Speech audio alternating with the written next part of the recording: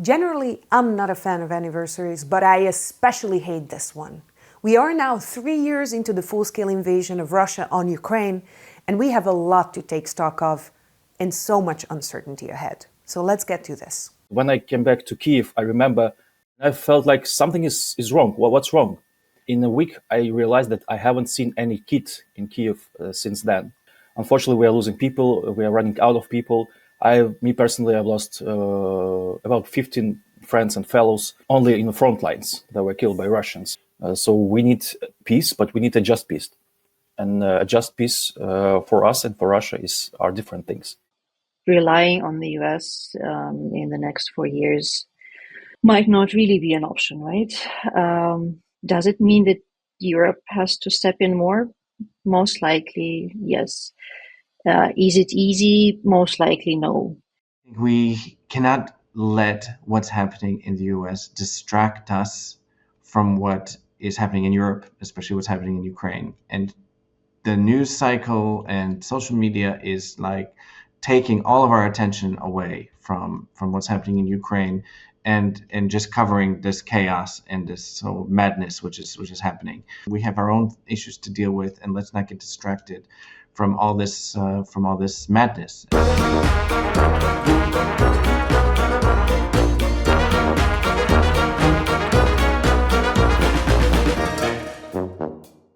Hello, and welcome back to Standard Time, the talk show. I'm your host, Reichardt, and on this program, I chat with guests from all over Europe and beyond to talk about things that make Europe great, or things that Europe should pay greater attention to.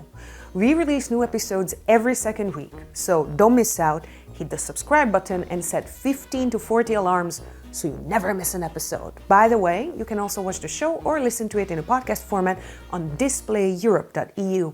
And don't forget to turn on the subtitles in one of the 15 languages. Well, it's a peculiar occasion. We return to the 24th of February every year commemorating an escalation in a war that had been ongoing for 8 years by then. Indeed, Ukrainians had been pleading for Europe to take Russia's aggression seriously since 2014, when the Kremlin reacted to Ukraine's revolution of dignity by occupying Crimea and starting warfare in the Donetsk and Luhansk regions. In light of this, the full-scale invasion starting in February 2022 was merely an escalation in a long ongoing and very serious conflict, which many in Europe failed to take seriously. Yet, however arbitrary, this anniversary also signals something extraordinary, as today's guest, Maksym Kyiak, put it. Russia had thought they would conquer Ukraine in 3 days, but they haven't managed to bring the country to its knees in 3 years. This surprised the international community as much as the Kremlin. But when it comes to international relations, Maksym Kyiak looks even further back, specifically to 2008, when Russia started its conflict with Georgia. Oh, 2008, you seem so sweet, so tender. I seem to miss you. You brought us a world economic crisis, the likes of which we had never seen before, and our fair dose of Russian aggression as well. Anyway, Georgia had long had a troublesome relationship with two regions, South Ossetia and Abkhazia. Russian influence has been a major factor in this trouble. In 2008, Georgia tried to regain control over South Ossetia, which Russia responded to with a brutal invasion on Georgia. The war lasted 5 days and saw terrible human rights violations from the Russian side, but it got a fairly muted reaction from the international community. Quote, EU leaders led calls for a ceasefire that appeared to favor Russian interests, while the US, under the new Obama administration, was soon calling for a reset in relations with the Kremlin, end quote. Some historians view this incident as a sort of green light for Putin's regime, proving that they can get away with aggression without significant repercussions. 6 years later, in 2014, the invasion of Crimea prompted somewhat more substantial, yet still cautious and divided international reactions. Let me quote some world leaders here. Quote, Chancellor Angela Merkel called Russia's aggression unacceptable and their doings would break international law. China started off very supportive of Ukraine's sovereignty on the 2nd of March, but changed positions by the 21st of November. And the US President Barack Obama resorted to warning Russia not to intervene in Crimea. Over time, public attention dissipated and many seemed to entirely forget about this war, despite the fact that active violence persisted. Then, in 2022, as Russian troops started to amass on the Ukrainian border, many watched in shock and surprise as the heir to the former Soviet Union attacked its former territory, now a sovereign nation, justifying its actions with false claims and historical lies. You know who weren't surprised? Ukrainians. What Putin had hoped would be a victorious blitzkrieg had turned out a blood-soaked, horrible fiasco that keeps claiming thousands of lives and has brought war crimes galore, as the Russian aggression deliberately tries to destroy and raze Ukrainian political and cultural independence. Today, we take stock of the past 3 years and the preceding 13, and we also look into the future, because now Ukraine faces a world of uncertainty as its major allies, the US and the EU, succumb to isolationism with the far-right on the rise and Russian political interference at its peak amongst them. How will Ukraine mitigate the losses, and who can come to their aid? Who is responsible for keeping Ukrainian culture and identity alive? Our guests talk about all this and more. This time we talk with them online, so to avoid the limitations of geographic proximity. Forgive the occasional technical glitches. This conversation is well worth the online hassle. Kateryna Botanova is a Ukrainian curator, writer, and cultural critic based in Basel, Switzerland. She is a co-curator of the multidisciplinary biannual Culturescapes in Basel. Until 2015, she was the director of the Center for Contemporary Art in Kyiv, as well as the founder and editor-in-chief of the online magazine Corridor. You can find her articles in Eurozine, one of which even nominated her for a European Press Prize. Find links in the show notes. Maksym Kyiak is the chief researcher at the Kuras Institute of Political and Ethnic Studies in Kyiv, Ukraine. He's a doctor of philosophy and the deputy director of the Central European Institute. He worked at various academic and governmental institutions in Ukraine and abroad, and he has represented Ukraine at the Kachrom Committee in the Council of Europe and was one of the co-authors of the research on the NATO Stratcom. His main research interests lie with European integration, countering disinformation, foreign policy, and the sociology of religion. Adam Reichardt is the editor of the Kraków-based specialist publication New Eastern Europe, who have been surveying and publishing on the politics of the wider region for a great many years. For us, he also brings in an American perspective.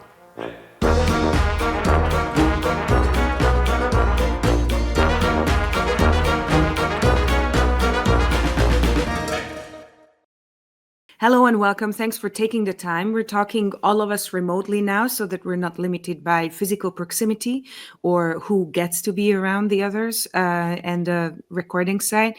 Maksym, let's start with you. How do you evaluate this third year? How do you see this quote unquote anniversary also as an institution to come back to remembrance? Because of course, it's very important, and we will talk about how much the rest of Europe and the rest of the world actually contends with what Ukraine lives through and how they take responsibility for their own part in what Ukraine goes through. Thanks for having me, and thanks for your question. Yeah, you're right. We are turning over so we will be having 3 years anniversary of the full scale. But I always say that the war has not started 3 years ago. It has started 11 years ago, since illegal annexation of Crimea, since the Donetsk-Luhansk region. Just recently, this morning, we had snow falling. And for instance, for Ukrainians, snow doesn't mean something pleasant or good like for Europeans. It means that Russia will still be bombing and shelling Ukraine and cities. We just recently had Poltava, Kherson, Zaporizhia, Odessa, bombed by Russians. Ukraine is defending Europe. Ukraine is a tourniquet, is a shield, is even a weapon against autocracies, against Russia, against this axis of evil, which is Russia, China, North Korea. But Ukraine is also a mirror, because this is the mirror where Europe can be in the future. Same might be in other capital cities of European Union. So yeah, unfortunately, we have 3 years of war already. It's not 3 days like Russians wanted it to be. They said that we're going to capture Kyiv in 3 days, which never happened. I'm sure it will never happen. But Ukrainians are still hanging on. We are resilient, and Ukraine will prevail. I have no doubt about that. I remember when I came back to Kyiv after 1 month. I wasn't in Kyiv since the full scale has started. I was in another city. I was helping to my mother, and I was also a military tactics trainer for civilians. But when I came back to Kyiv, I remember that I felt something. It was I guess end of March 2022, and I felt like something is wrong. Well, what's wrong? And then in a week, I realized that I haven't seen any kid in Kyiv since then. And I remember that there were so few of people in Kyiv that I wanted just to hug everyone that I saw, that I met, and said that against all odds, Ukraine will win. Unfortunately, we are losing people. We are running out of people. Me personally, I've lost about 15 friends and fellows only in the front lines that were killed by Russians. And those are only those which I know. Probably there will be more of them. I think it gives a very interesting context to things that, as opposed to 3 days, it's been 3 years now, or the expectations of a very effective blitzkrieg were very soon shattered. But I think it's also a very thankless place to be a so-called defender of Europe.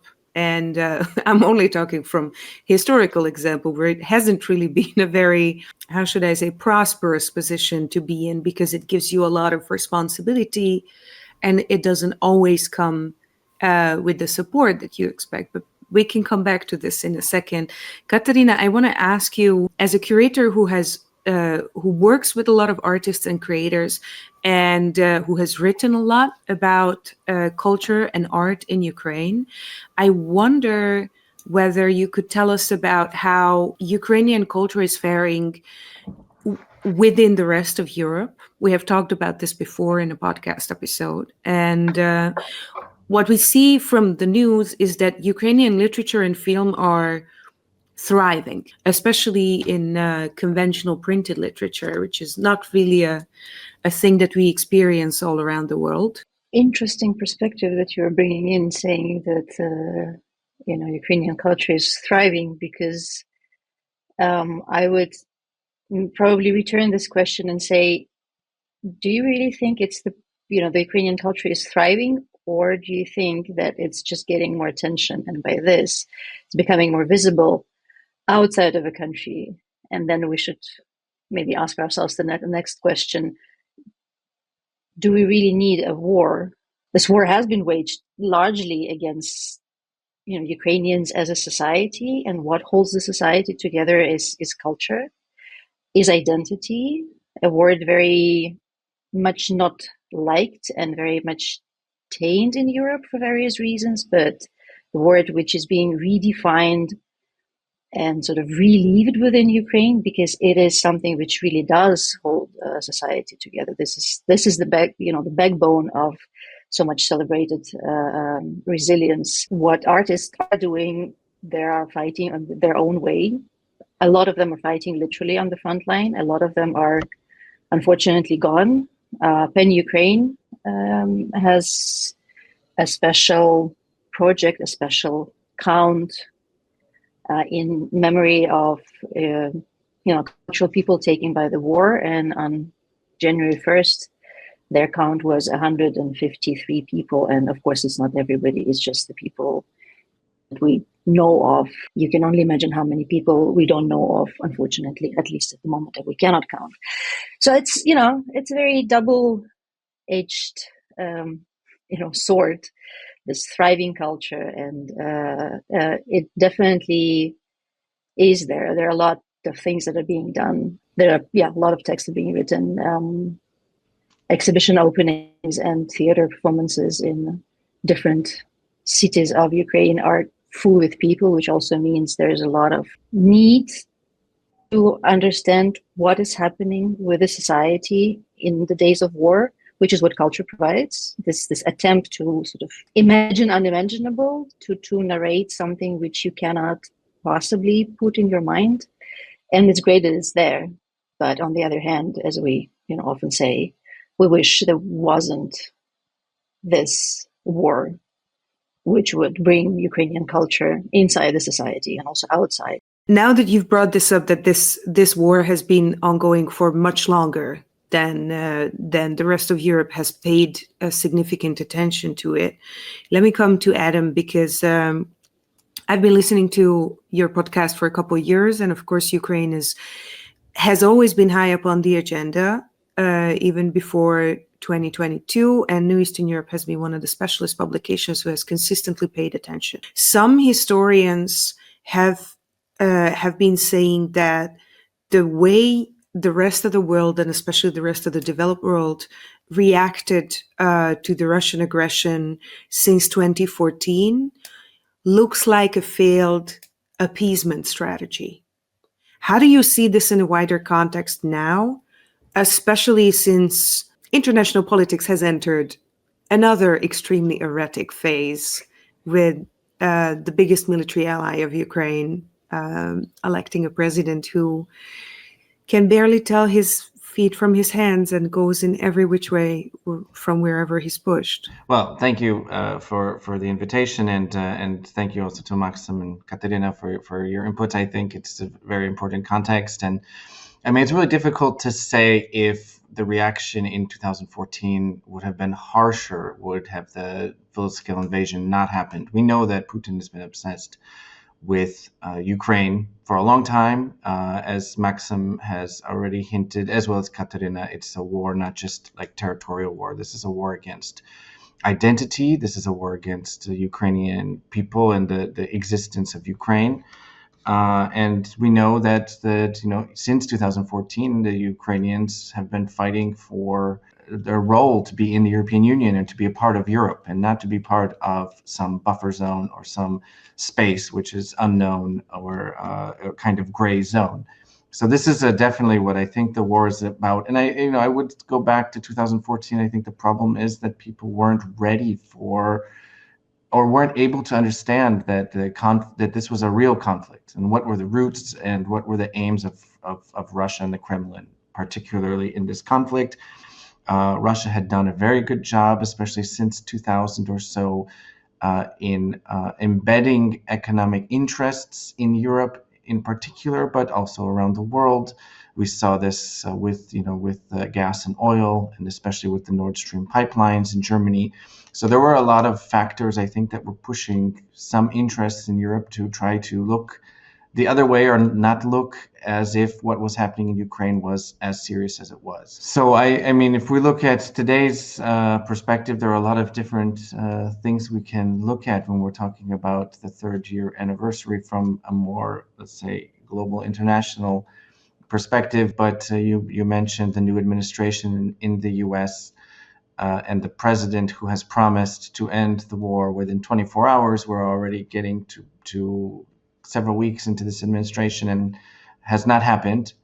And we know that he has made claims that that the US is in discussions with Russia about the war. As far as I understand, these discussions are taking place without a Ukrainian representative at the table. This is a very worrying sign that there are attempts to finish this war on shaky grounds and in ways where the Ukrainians do not have an opportunity to voice their perspective, and Ukrainians may be asked, or worse, forced to accept a certain type of deal, a certain type of reality, which they've been fighting against for the last 3 or 11 years.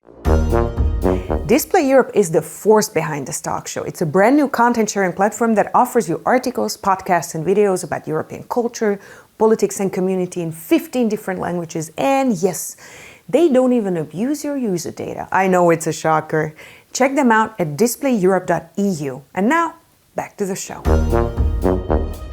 The whole idea that this conflict is something to be decided between the US and Russia is not just blatantly false, but extremely offensive, I think, to Ukrainians and anybody who believes in the self-determination. My personal concern there is that we've seen the previous Trump administration trying to extort information from Zelensky in exchange for military aid. This is not a very encouraging sign, right? This is somehow something that comes up way less often than I think it would be important. The first impeachment against Trump was specifically on this grounds of trying to extort Ukraine. Of course, I cannot assess, by percentile how much role that has played in emboldening Putin's ambitions. But I'm pretty sure that this is part of the game. But you have mentioned Russia embedding itself economically with the rest of Europe. And this is very much aligned with, let's say, German-dominated economic policy. But of course, another important factor in this game has been the information wars and both the embedding of Russian-sponsored media and disinformation. And here I really want to come back to you, Maksym, because you have a lot to say. I am encouraging everyone all the time, especially after the full-scale invasion, that please don't name it, don't label it Russian disinformation. Don't label it as a disinformation as such. Don't label it as a propaganda. Don't label it as a misinformation and other I would say diplomatic neutral names. Please call it lie. Just very recent example. Yesterday, Russians have bombed their own city, Suja, a building where lots of Russians were hiding. Suja is now, let's say, Ukrainian armed forces are in Suja, on Russian territory. And they just bombed this building with 80-something people inside and said, those Ukrainians have made it. And every time Russians are saying, that's are not us, we are not here, the Russians are just lying. This was just only one example. I can name plenty of other examples. Russia right now, if you remember, Soviet Union was called an empire of evil. I would call modern Russia empire of lies. What we can definitely say about the Zelensky administration in the months preceding the full-scale bombardment is that they have been extremely cautious about their communication and basically providing evidence of themselves not being an aggressor, which sounds kind of weird, but I think it was a very conscious and very important move to persuade the rest of Europe, because the Russian propaganda or the Russian disinformation has been consistently about Ukrainians being aggressors. So I think it's important that there was a preparation in advance and a very strong consciousness about the image that that Ukraine and the Ukrainian government portrays. But then we come back to this idea of representation. And I want to ask you, Kateryna, about the role of artists and creators in representing the Ukrainian cause, which on the one hand, as you also mentioned, it's a very important function of art. On the other hand, it's a very heavy mandate. Probably first want to make a bit step back to what Adam and Maksym were saying. And again, looking at 2014 and understanding that, putting a pause on this war is just putting a pause on this war. This is not the end. As long as Russia is there in the political and social formation it's only a temporary pause. So it's of course, it's all open questions and we're not here to resolve this, but I think it's important to remind ourselves and keep this on a public agenda. And now looking back to your question about artists, I can bring back, one of the first and unfortunately very famous artworks, which was created in the very first months of a full-scale invasion by Ukrainian artist Nikita Kadan, who basically scribbled with the big letters on the misty, kind of cloudy, sky-like canvas, "We are the prize." So this "we are the prize" is the realization which, I think Ukrainian people carry with them every day. It's never been a question to the artists, from Ukraine and in Ukraine, what they do. How do they, do they take a stand or not? Do they become political or not? I think the question whether art can and should be political is the question for the societies that are, safe and secure.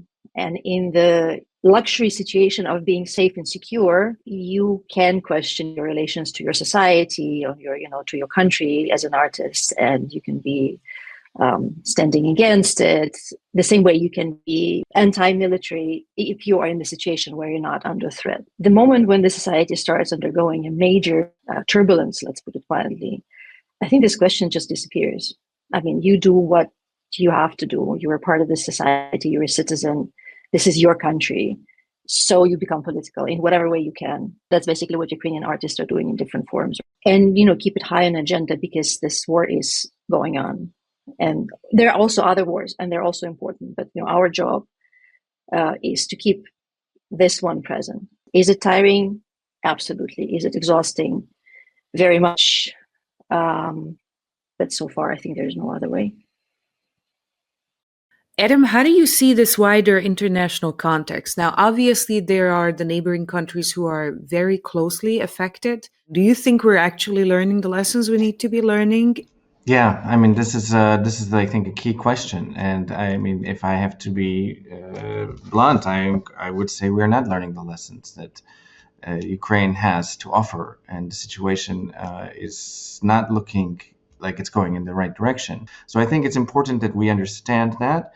And this, I think, is kind of goes a bit to your question. Then, what is the kind of international understanding, especially of the countries? I think if you look at countries like Poland and the Baltic states, we completely understand what the threat perception is, what the threat is. We have a good perception of the threat. But the further you get away from Ukraine, you have a very different understanding of what the threat is. And if we do not see that, Russia loses this war, it's going to rebuild, replenish. And as Maksym said in the beginning, it's, the threat is not just against Ukraine. It's much, much broader. But I think we have to understand, just how much things in the world has changed in general because of what started 3 years ago. Think about how many Ukrainians now live in Europe.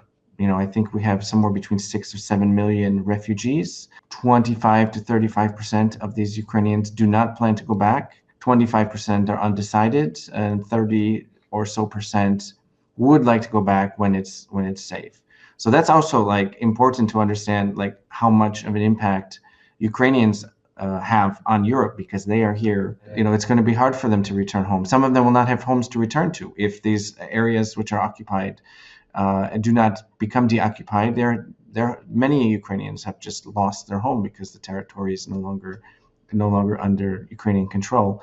So I think there's just the level of change overall, and I'm not sure if everybody understands that we have reached this point. And in fact, I think we are starting to see hints of wanting to return to the pre-2022 times, if not the pre-2013 times. And when you have people like Robert Fico in Slovakia who are openly arguing against Zelensky, and shows just the level of confusion that we have in our international politics. Disinformation, which is at a level unseen before, and it's starting to become effective. And we see that also with just the decrease in support for Ukraine, the increase of support for some sort of deal just to end the conflict, as well as the growth of far-right politics and those who are openly supporting the Russian side, as I had just mentioned with the Slovakian case. Thank you. Yeah, the situation is very bleak, and again, we're at this point where the far right is very actively making inroads with the claimant of the Soviet legacy. So while Russia is restoring and rehabilitating even Stalin, and especially Stalinist cultural politics and political gains, they are financing. Sometimes directly, sometimes indirectly, a lot of the European far right, who are more than happily in bed with them, which I think is a nice proof of something that many of us have suspected for a long time, that this is way less about ideology and more about opportunity. And of course, I'm speaking from a country where my prime minister has been rubbing against Putin as hard as humanly possible for many years. What is a really, I think, substantial impact of the Trump administration is the cutting of the USAID funding for civil society and NGOs. First you have Ukraine, of course. So much of civil society is supported, and its economy is supported by USAID. And by freezing that or ending it altogether, that's going to have a huge impact just on Ukraine. But by cutting also support to international civil society and pulling that out, it's going to have a huge impact because you will have this gap which is going to be filled in by these far right groups, which are some of them openly funded by Russia or some other shady types of organizations. So it's going to just push them into, I think, an even stronger position. So Kateryna said about negotiations. I agree that, or I would even add for myself that negotiations and peace for Russians and for Ukraine are pretty different things. For Russia is just a pause and for becoming stronger, better, and then to keep on ruining Ukrainian identity, Ukrainian statehood, and so on. So this will be only, again, this will be only a pause for Russia. So we need peace, but we need a just peace. And a just peace for us and for Russia are different things. This is a tricky question, actually. And this is what Trump is not aware of. So Trump thinks that Putin is a trustful leader. He's not. Putin is an ex-KGB agent. Ukraine is only a step towards other countries, for Russia, for Moldova, for Baltic states, probably for Poland, and so on. Yeah, thank you. I think this is really important. Also, I'm morally obliged to mention that Hungary and Serbia don't feel that Russia is a threat to them because they're already in the bag voluntarily. So they're just like, whatever, we're already on this bandwagon. And I have to say that the majority of the population aren't happy about this. I am, however, very happy to see what's happening in Serbia right now with these mass protests and very strong determination. And I'm pretty sure that Vučić's foreign politics is part of the package that people are so fed up with and has been for a long time.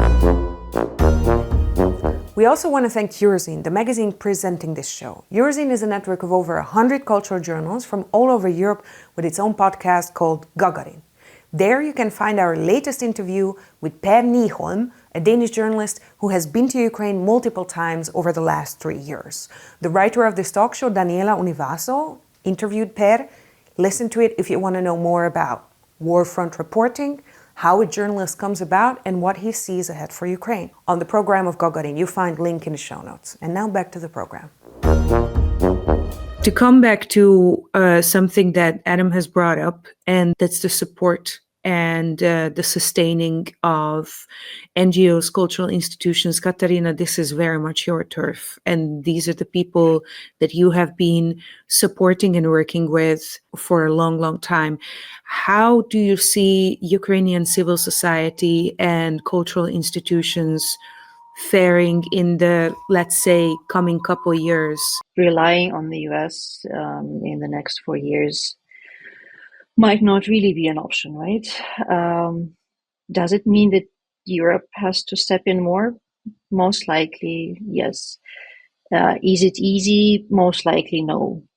But, as Ukrainians say in many situations, sometimes there is no other way, because whether we like it or not, many things about this war and many things about not just the military side of it, but also the resilience of a society and the way the society can function or should function, is a money issue. The Ukrainian economy is working to sustain the front line. Ukrainian informal economy, meaning endless volunteer initiatives that raise money for everything you can only imagine. If Europe doesn't step in, many things, or maybe all the things, will just sooner or later, but they will crumble. The cultural part of this story, of course, it is an important part of the story, because in the discussions within the Ukrainian society, but also with the discussions with the various foreign, also European, partners, funders, of course, there's this question, okay, what is more important? Immediate relief, humanitarian support, military aid, or support for, cultural institutions and cultural initiatives.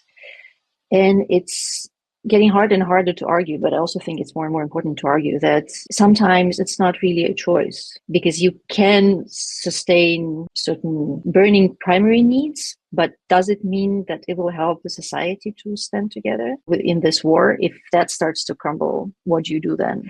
But something which holds this together is culture in different forms, not just arts, right? But in the wider meaning of culture.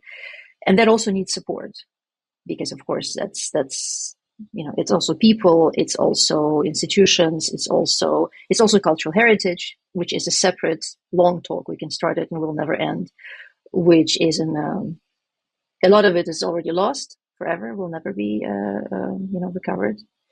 A lot of it is being stolen by Russia, but a lot of cultural heritage is still there, and it needs support. It needs restoration. It needs sometimes relocation into safer grounds. It needs digitalization. There are people working on it that need support. It has to come from somewhere, and Europe has to pull itself together, also as an entity, as a European Union, and different partners, different countries individually.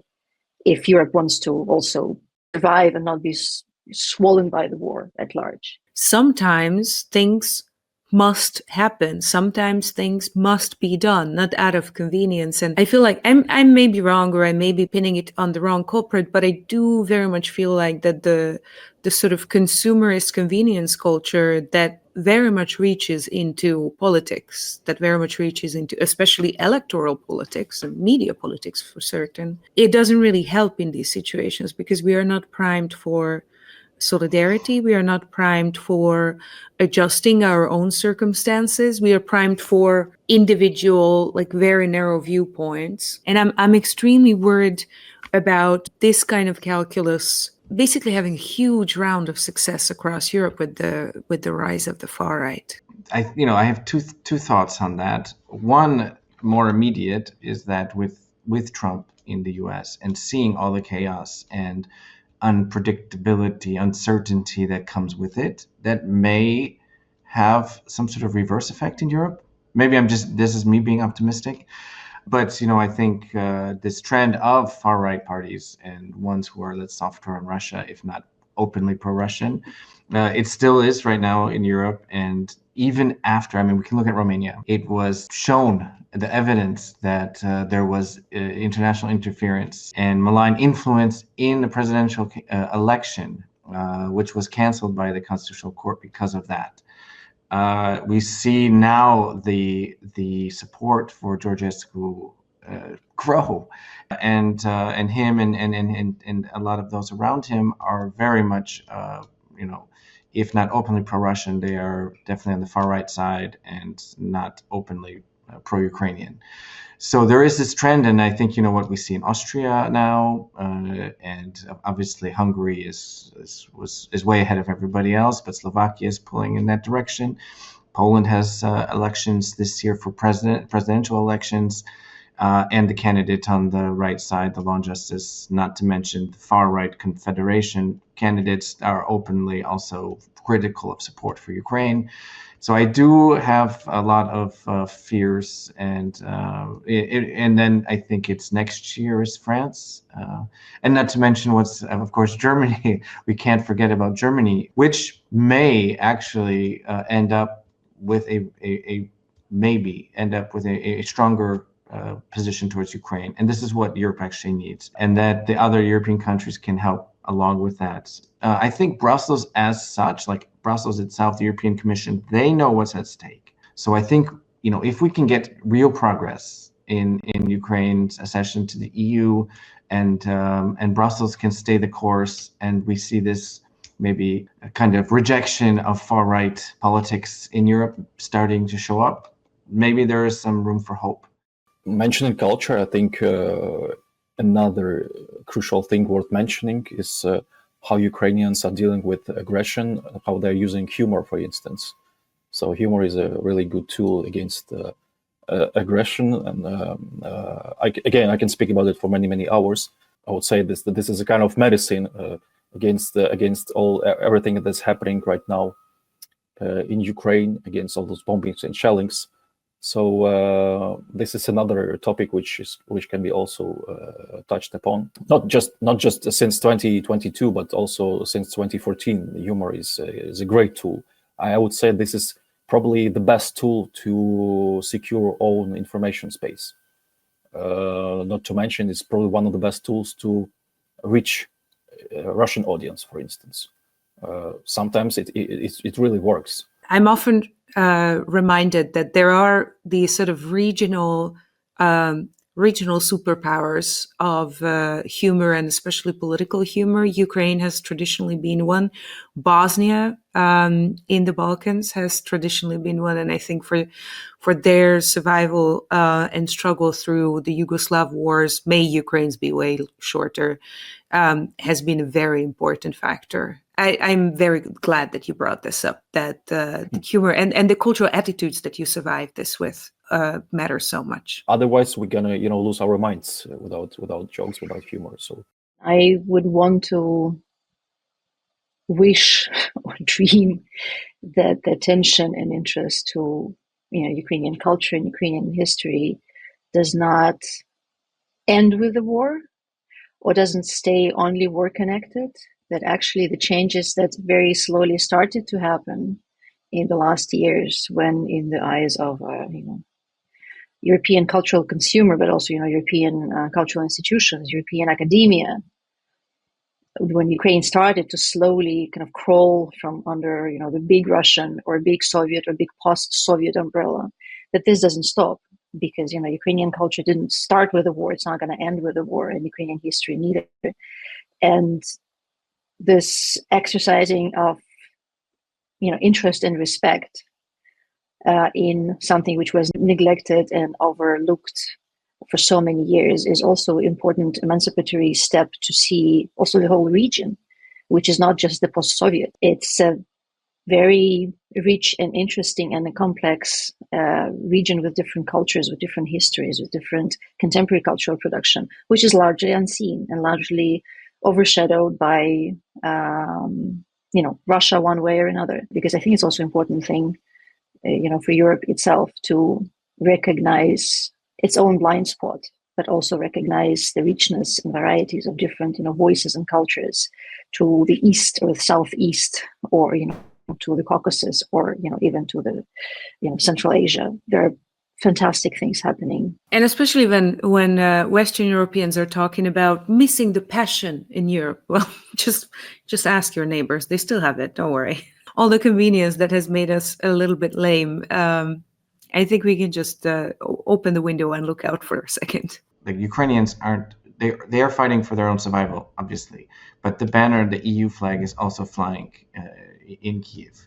And look at what's happening in Georgia, and the Georgians who are protesting their government, which has announced that pausing its EU integration, they are on the streets with EU flags. So I think like the response to those in Europe who are like, oh, the European project is like, where is it at, or is it even have a point? I think there are plenty of people out there who do believe that their future is in Europe, and they are fighting under the European flag. And I think we forget about that maybe too much or too often. But I think we cannot let what's happening in the US distract us from what is happening in Europe, especially what's happening in Ukraine. And the news cycle and social media is like taking all of our attention away from what's happening in Ukraine, and just covering this chaos and this madness which is happening.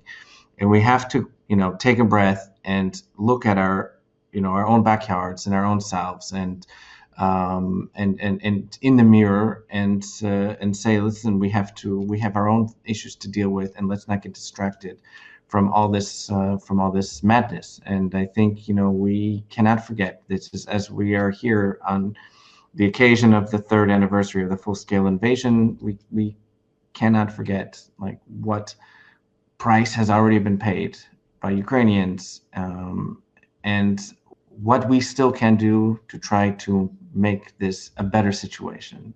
I think there's a bit of hopelessness, too much hopelessness in around Europe especially, and kind of this helplessness as well. And I think if we look real hard, I think we can find that we have plenty of agency, and that the Ukrainian example is just showing us that if you fight for what you believe in, you can really achieve something. So I think we have to try to take that lesson for ourselves as well. Thank you so much, and thank you all of you for taking the time to talk with me today.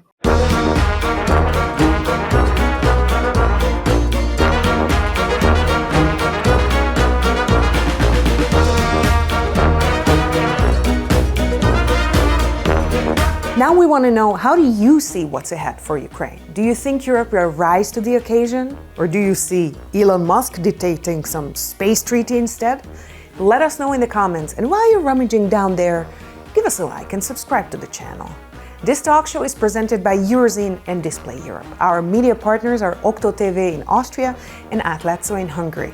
This program is co-funded by the Creative Europe program of the European Union and the European Cultural Foundation. Importantly though, the views and opinions expressed here are those of the speakers and the authors only, and they do not necessarily reflect those of the European Union or the European Education and Culture Executive Agency. Neither the European Union nor the EACA can be held responsible for them. Although, I do think that our guests have voiced a couple of opinions they should take to heart.